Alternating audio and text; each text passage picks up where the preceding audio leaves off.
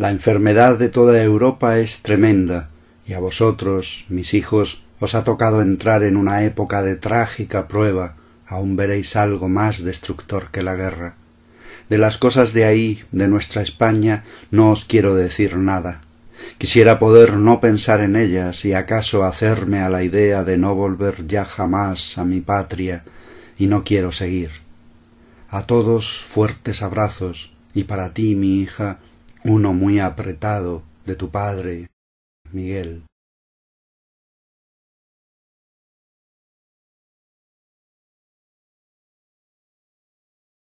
Siempre he tenido un carácter fuerte, preocupaciones existenciales, dudas sobre diferentes ámbitos y muy claros mis orígenes y preferencias.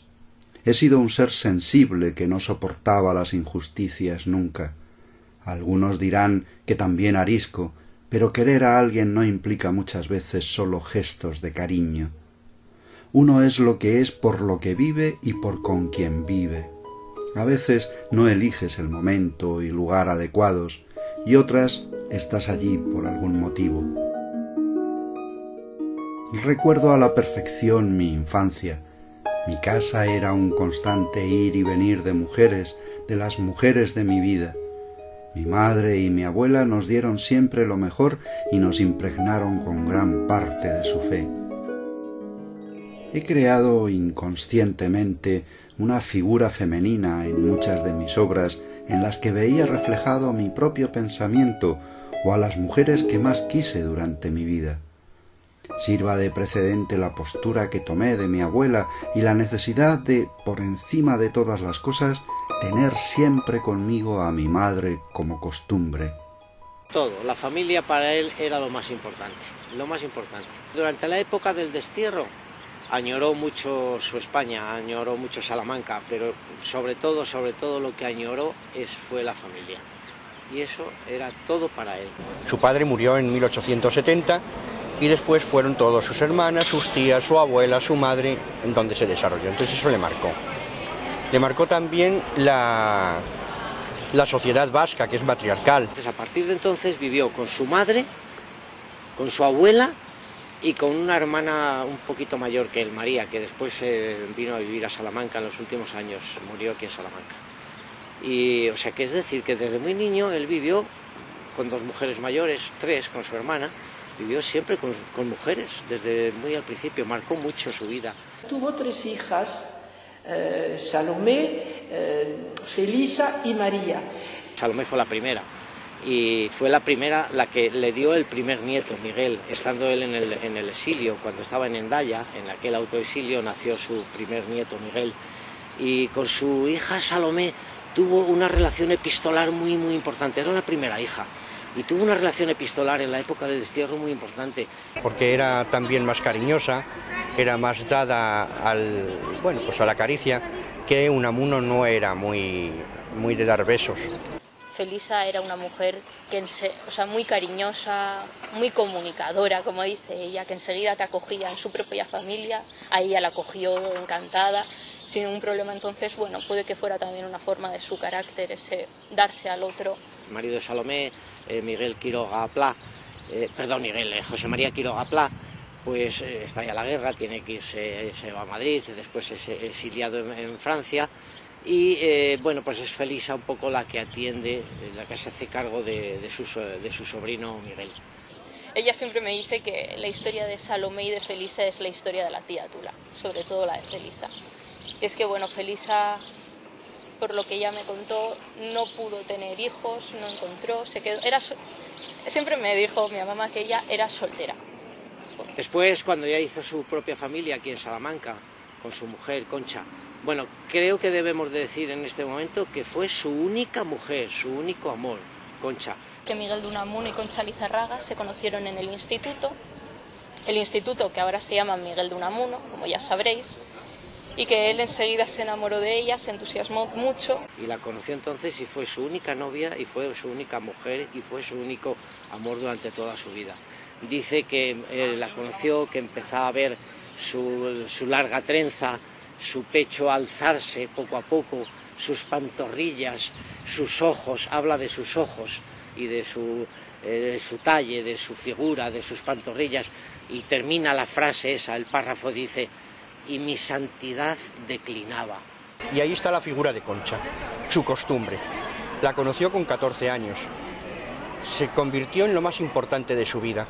Entonces él desarrolló su vida al lado de ella. No podía pensar una vida sin su Concha, la madre de sus hijos, su compañera. Ese bastión, porque al final él la necesitaba a ella como un pilar. Ella era la que sustentaba a la familia de alguna forma. Entonces es normal que se apoyara sobre ella, supongo.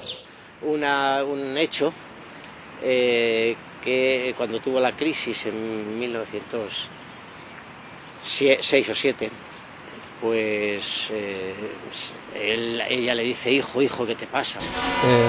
Le entró lo que él llama langor pectoris y empezó a llorar, y Concha lo abraza, le dice, hijo mío, ¿qué te pasa? Y este hecho no lo ha olvidado nunca Unamuno. Ahí fue el detonante de que él la considerase ya no como su mujer, sino como su madre, ¿no? Al decirle, hijo mío, ¿qué te ocurre? Siempre hay una mujer fuerte por medio. Si no es madre corporal, es madre espiritual. Para Unamuno, la importancia de la mujer es tal que incluso engendra espiritualmente. Para él sabía que era la madre, que él había engendrado los hijos gracias a ella, pero nunca vio esa faceta. Nunca la consideró tan importante como la de ser compañera, en el camino de la vida.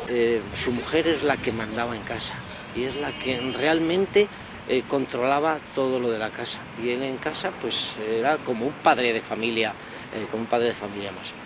Pero en casa era un padre de familia ejemplar, y jugaba con sus hijos, sentado en el suelo y haciendo pajaritas de papel o dibujos, o concatenando palabras una detrás de otra sin sentido, o haciendo gorros de papel, y sentado en el suelo, jugaba con todos, con sus hijos y posteriormente con sus nietos.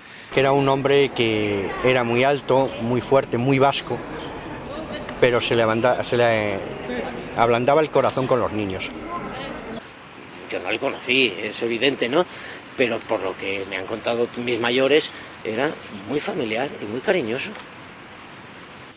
Concha es el punto de estabilidad de su hogar.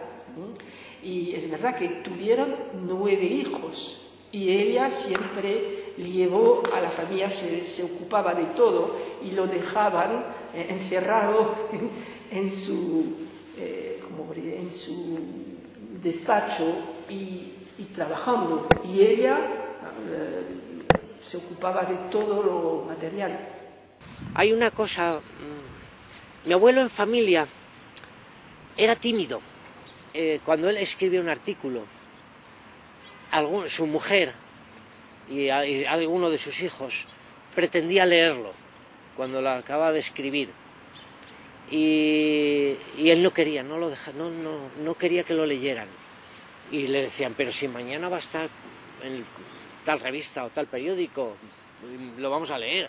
Dice, sí, pero mañana es de todos y hoy es mío. Cuando en el año 34 murió su mujer Concha, mi abuela, estuvo 2 años viudo, y realmente no sé si la palabra puede ser la apropiada, me parece que estaba como desmadejado.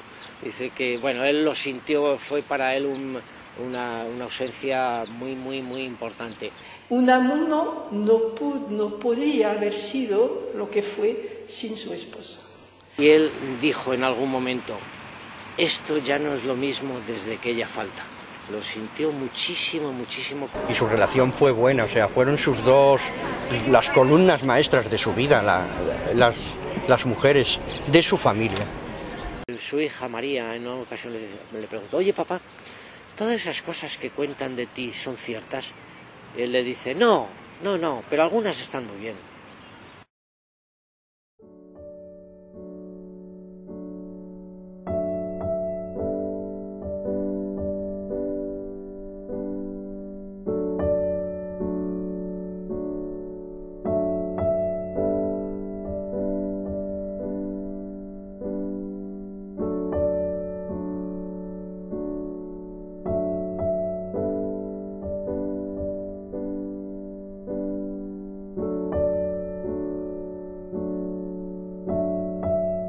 Muy recordado y apreciado don Miguel. Realmente, nuestra lucha por la vida ha ido siendo cada vez más grande. Es triste pensar cómo esta carta, escrita hace unos años llena de entusiasmos, se ha tocado ahora con lamentaciones. Las cosas cambian.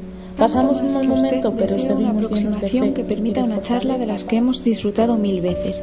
Y esto, mi querido Miguel, no depende sino de usted. Cuando venga por acá, avíseme por teléfono desde el Ateneo y yo le daré hora o le marcaré día para venir a... De nuestro inolvidable Luis, de usted, don Miguel, del irresponsable amigo de su familia de usted, de su compañera ideal, de la buenísima Conchita, de Quirós.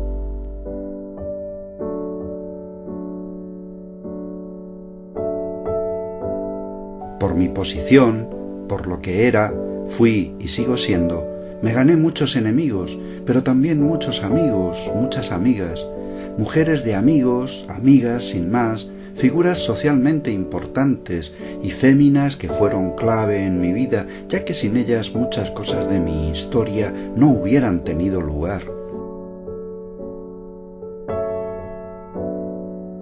No tendría un cuadro de Montaner, ni fotos dedicadas de Delfina Molina, no hubiera asistido a ciertos actos con Emilia Pardo y no hubiera protagonizado ciertas conversaciones con muchas otras.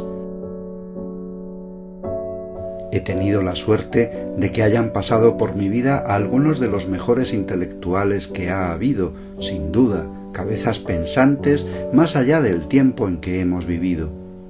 Muchas otras veces me he visto involucrado y cerca de mujeres que superaban a cualquier hombre, amigas que además de formar parte de lo más personal, se inmiscuían en lo profesional para darle una vuelta al panorama y para poner el toque que le faltaba a todo.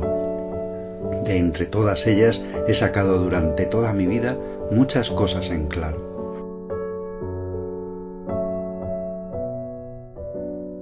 Él tuvo amigas en la literatura.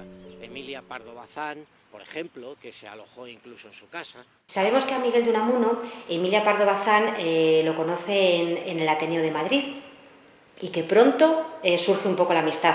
Incluso por las cartas sabemos que Emilia Pardo Bazán lo invita a comer a su casa cuando coinciden en el Ateneo de Madrid y que la relación, la amistad se va fructificando con el paso del tiempo. Y sabemos por las cartas que incluso Emilia Pardo Bazán hace buenas migas con Concha y se intercalan recetas y le manda libros de cocina, etc. Y hay una prueba de lealtad muy grande que también habla de la amistad y del respeto entre estas dos figuras. Y es el hecho de que cuando en 1914 el ministro de Instrucción Pública, José Bergamín, aparta a Miguel de Unamuno del rectorado, pues ahí está doña Emilia. Emilia Pardo Bazán es una de esas personas, amigas de verdad de Miguel de Unamuno, que acude al ministro sin éxito, pero intenta que las cosas no lleguen a término. Es la historia de la amistad que surge entre Miguel de Unamuno y una pintora mallorquina que se llama Pilar Montaner Maturana, aunque ella firma los retratos con el apellido de su marido y firma Pilar Montaner de Sureda. La pareja vive en Valdemosa, en el Palacete de Valdemosa, en Palma de Mallorca, y allí también pues desarrollan una vida social muy importante. Su casa es un hervidero cultural de la época por el que pasan infinidad de intelectuales. En 1916, Miguel de Unamuno, tras pasar por Barcelona, viaja a Palma de Mallorca. En esta visita, pues, le deben presentar a Pilar y a Juan Sureda, ¿no? Deja escrito también Unamuno que se siente esos días ciudadano del mundo, en compañía de Pilar Montaner y de Juan Sureda. Corre el bulo en vida de don Miguel, que tiene una novia, doña Nati, profesora de la Escuela Normal de Magisterio. Nunca tuvieron nada, simplemente compartieron el camino. Ella vivía enfrente del Palacio de Monterrey y hacían el camino hasta que ya se dividían cada uno por un lado. Nunca hubo nada. Inés Luna Terrero, sí, él estuvo... Lo que no sabemos es cuánto tiempo y lo estamos intentando averiguar y no somos capaces de sacarlo. Pero él la visitó en su casa de Traguntía, en el cuartón de Traguntía, que está muy cerquita de Vitigudino. Y sabemos que él estuvo allí, en el cuartón de Traguntía. María de Maeztu es un caso especial, porque Unamuno la conoce desde jovencita, desde un tono de vista de una relación casi paternal, y luego llegan a tener una relación de tú a tú.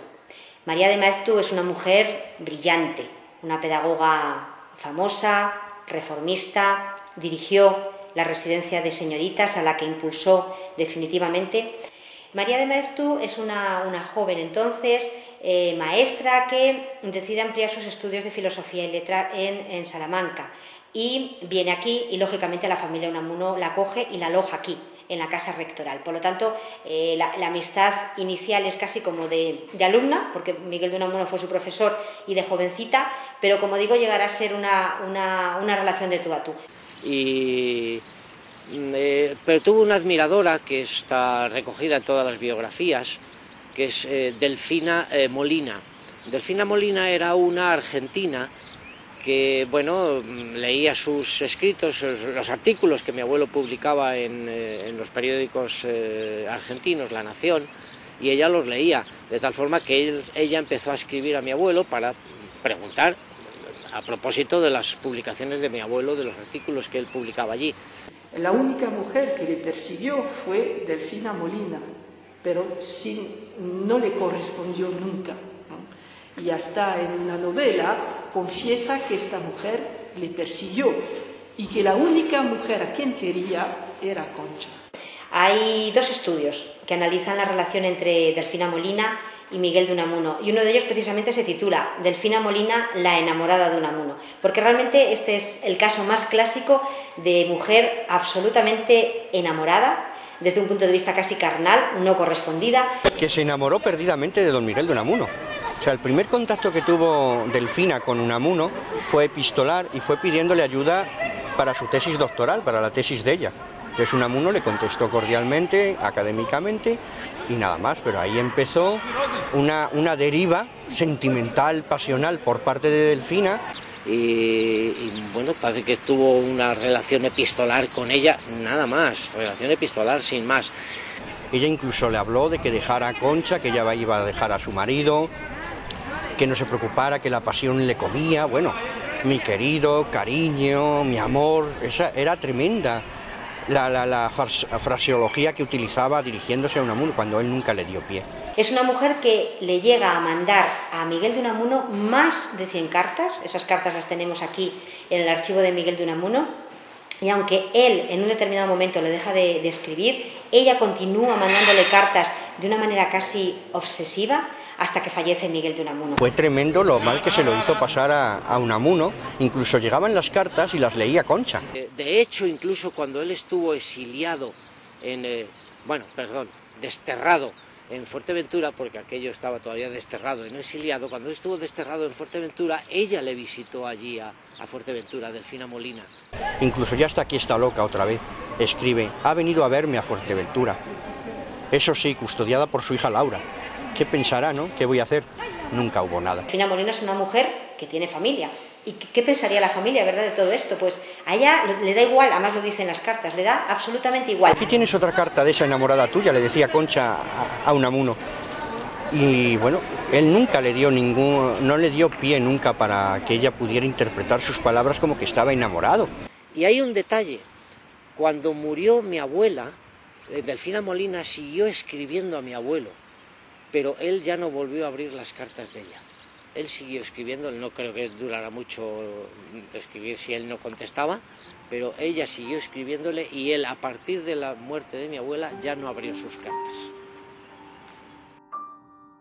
Una representación memorable de Medea, en voz doliente o agresiva, en la dicción perfecta que hace llegar al público, recogido en silencio grave, la dignidad clásica de la empresa de Unamuno, salpicada. Una obra no está terminada hasta que no llega al público. No ha sido el teatro donde más éxito he tenido, tampoco la poesía, pero he llegado a conocer a algunas actrices que para mí han sido de las mejores. De la misma manera, gracias a mi actividad como escritor, he llegado a tener contacto con algunas de las figuras femeninas homólogas de este tiempo. A mí lo que me resulta más interesante es que Unamuno despierta admiración, es interesante para mujeres de toda naturaleza y condición. Supongo que porque se dan cuenta de que están ante un hombre, ante un gran hombre. Miguel de Unamuno y Margarita se conocen en 1914 en el Ateneo de Madrid con motivo de la presentación en Madrid de la actriz. Llevó a escena obras de Unamuno, Medea entre ellas, y bueno, era una gran actriz. Margarita Xirgu dice que le gustaría representar un drama clásico de ascendencia hispánica, ¿no? Y entonces, bueno, Miguel de Unamuno dice, bueno, pues estoy dispuesto a traducir Medea mientras seas tú, siempre que seas tú la protagonista principal, ¿no? Y entonces se tiene la gran idea de estrenar Medea el 18 de junio de 1933 en ese escenario incomparable, ¿no? En el Teatro Romano de Mérida. Tiene un gran éxito de público, de críticas, y se pone, que es lo curioso, la primera piedra para lo que ahora conocemos como el Festival de Teatro Clásico de Mérida, ¿no? Hay un grupo de mujeres periodistas muy interesantes que se relacionan epistolarmente con Miguel de Unamuno y que se nota a través de las cartas y un poco de los contactos que tienen una relación apasionante. Por ejemplo, estoy pensando en Sofía Casanova, una periodista gallega. Esta mujer se dirige a Unamuno en unas cartas muy cercanas, donde se palpa la admiración que siente por el escritor. Tenemos mujeres tan interesantes como Violeta. Tiene una conciencia social y política tremenda y que hace que las cartas con Miguel de Unamuno vayan más bien por la crítica social y por la crítica política. Son cartas muy duras y muy interesantes. Además, ella está siempre en los momentos vitales más importantes de Miguel de Unamuno. Para él, la mujer era un ser especial, pero por arriba, no por abajo, que ya es mucho. Es muy interesante la figura de Colombín, esta mujer que viene de una situación personal durísima, es una maestra que sufre, parece ser que malos tratos en su matrimonio, le pide a Unamuno que participe en su almanaque Colombín y Unamuno acepta encantado. Colombín y Unamuno volverán a encontrarse más adelante, aunque aquí la periodista pincha en hueso con Miguel de Unamuno, y es por el tema del divorcio. Unamuno pensaba que el matrimonio era la única salida a la relación entre un hombre y una mujer. Ni se plantea lo que tenemos ahora de hombre-hombre, mujer-mujer, o sea, eso ni se lo plantea. Termino este grupo de periodistas con Josefina Carabias. Josefina Carabias es una mujer famosísima, una gran mujer. Llegó a ser corresponsal en Washington, llegó a ser corresponsal en París. Por ejemplo, es la mujer que cubre por radio en Salamanca el homenaje que se le hace a Miguel de Unamuno en el 34, cuando la jubilación. Y es una periodista que, como ella misma nos cuenta, sintió un impacto incluso físico por la figura de Miguel de Unamuno. Fue un titán del siglo XIX que no supo portarse en el siglo XX.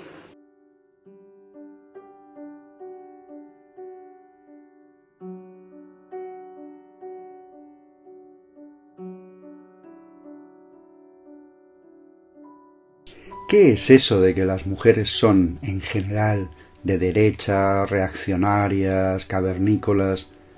La mujer guardiana del hogar guarda más que el hombre el sentido y el talante de la continuidad, de la conservación, de la tradición, de la economía.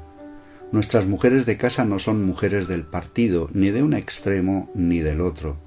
Y esos calzonazos que andan por ahí diciendo que las mujeres votarán lo que sus confesores les manden, esos infelices no conocen a sus propias mujeres. Nunca he temido a las mujeres. Por encima de todas las cosas las he respetado, he valorado su opinión y he llegado a defender su postura. Solamente me he puesto en el lado justo, en el lado en el que las cosas están bien planteadas y de lo que funcionará a partir de ahora. He aplicado la lógica durante toda mi vida y he apartado todo aquello que no me hacía falta para razonar. Es curioso cómo las feministas pues casi veneraban a Miguel de Unamuno, porque todas tenían la sensación de que Unamuno era un hombre de los pies a la cabeza, era un hombre, un intelectual, era un hombre de lucha, era un hombre de acción, era un hombre comprometido. Él consideraba a la mujer tal para cual, con los mismos derechos y con los mismos deberes. Se decía que los hombres tenían inteligencia, sentido práctico, y las mujeres se caracterizaban por su sensibilidad. En realidad lo que él pensaba de la mujer no era lo que venía al uso en el siglo XIX y principios del XX. Pensaba que había que dar una educación igual a los hombres y a las mujeres. Un día le fue una chica a preguntarle: don Miguel, ¿qué puedo estudiar? Y él le contestó: lo que tú quieras.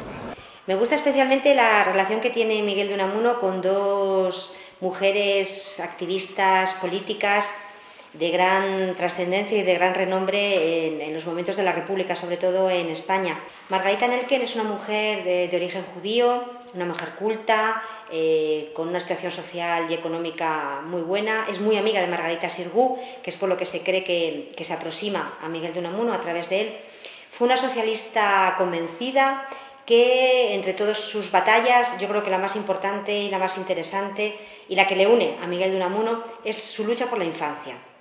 Cuando surgió el feminismo fue evidentemente a partir de la Primera República en que se expresaron. Luego, de hecho, cuando en la República la mujer adquirió el derecho a voto, él estaba de acuerdo totalmente. Publica en esos momentos una serie de artículos en prensa denostadamente abiertos y partidarios del voto femenino. Dijo que las mujeres podían escoger por sí mismas. Era tal la importancia que tenía la mujer en Unamuno que ya se puede extrapolar incluso a nivel nacional. Es decir, si un país, España, quiere progresar, no va a progresar si la mujer no progresa. Y habrá que esperar mucho más para que en España haya otra visión de la mujer. Y cuando lo hayan conseguido, España habrá evolucionado.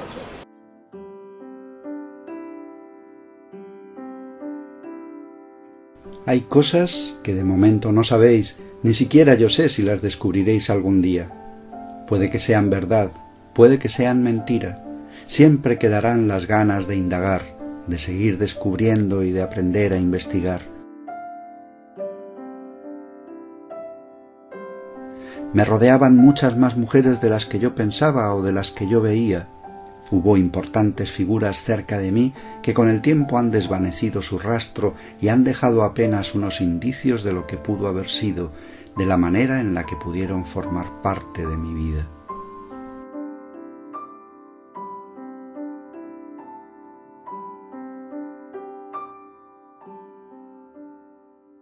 Fue visitado en la casa rectoral creo que fue el embajador italiano, y cuando entró el embajador italiano, pues en un perchero que todavía se conserva en la casa Museo Unamuno, estaba lleno de sombreros de papel. Entonces le dijo el embajador italiano: don Miguel, no puedo colgar mi abrigo o la capa que llevara. Dijo: lo siento, llegaron ellos antes. Eran de los hijos y de algún nieto. Bueno, esta es una especie de cancioncilla infantil que conocía Felisa y que se la enseñó a mi mamá, y luego ya mi mamá nos la cantó a todos los nietos 1.000.000 de veces hasta quedarse en la memoria. Y bueno, la canción era con la mano, la ponía así, entonces el dedo gordo era el padre Jeje. Entonces decía: toc toc, ¿quién es? El padre Jeje. ¿Y qué quiere el padre Jeje? Hablar con su merced. Señora, ¿qué dice el padre Jeje? Que quiere hablar con su merced. ¿Qué pase? Dora, ve al mercado a comprar 1 kilo de escarola. Ya sabía yo que viniendo el padre Jeje algo tendría que hacer. Calla, calla, descarada. Calla, calla, rezongona. Que yo te voy a comprar un vestido de última moda. Antes prefiero ir con el culo al aire que llevar un vestido que me regale un fraile. He sido admirado, querido y amado por muchas mujeres. Yo he admirado propiamente a otras muchas. He seducido mentes y me he mantenido firme durante toda mi vida a mis ideas, aquellas que al principio de mis tiempos empezaron a forjarse gracias a las mujeres de mi vida y que han continuado siendo cada día más fuertes. No he sido escritor de mujeres, he sido escritor para todo aquel ser humano que gustara leerme. He sido un hombre, soy un referente y siempre seré un hombre que amaba lo que hacía, lo que era y a quienes más quería. Y la mujer estaba allí, tan viva como antes y derramando vida en torno. La mujer no podía morir.